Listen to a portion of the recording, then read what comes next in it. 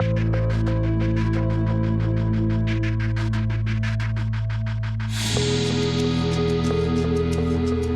ralentissement de la vaccination inquiète les médecins. Ils tentent par tous les moyens de convaincre. Les vaccins, j'ai toujours eu très grande confiance dans les vaccins. J'ai fait confiance aveuglément. Et justement, on a été vaccinés le premier jour pour les personnes âgées.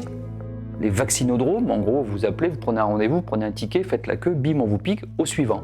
Ah, paf, au suivant, paf, au suivant. En France, en matière de vaccination, nous sommes dans une religion. On dirait même que ce sont les labos qui ont tout écrit les contrats pour eux.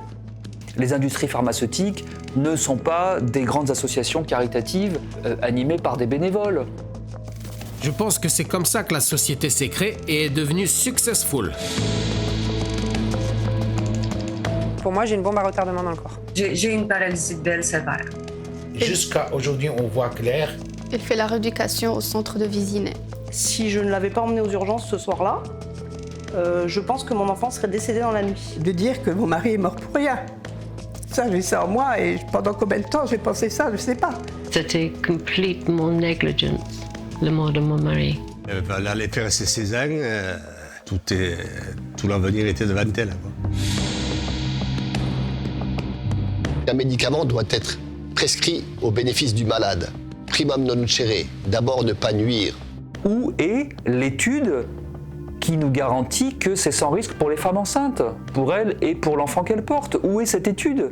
Et pendant ce temps, on pique à tour de bras les femmes enceintes. Ceci n'est pas sérieux, ni scientifiquement, ni médicalement, ni éthiquement.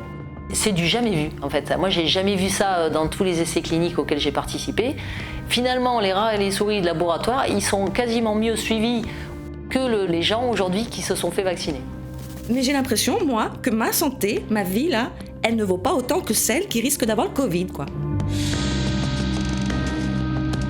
Et les médias se taisent, ce qui est incroyable. Ce que je leur en veux parce qu'ils m'ont caché la vérité. Soit ils font de la divination, soit ils font une manipulation. Mais en tout cas, c'est pas du journalisme factuel. La première des comorbidités aujourd'hui, c'est le fait de ne pas être vacciné. C'est un rapport du Sénat et ils disent qu'il y a un problème de conflit d'intérêts majeur dans le monde du vaccin. On est dans la stricte illégalité. Rien n'est légal là-dedans. Si par exemple j'ai un effet secondaire, si je prends un AVC, si je meurs suite à la vaccination, qui est responsable? Qui va m'indemniser? Mais ce lien, il fallait le faire reconnaître et ça a été la plus dure bataille que j'ai dû mener. Vous prenez objectivement un risque en vous vaccinant. Là, on en est toujours à nous servir ce discours du bénéfice qui est largement supérieur au risque. Moi, je dirais qu'il vaut mieux perdre son emploi que sa vie.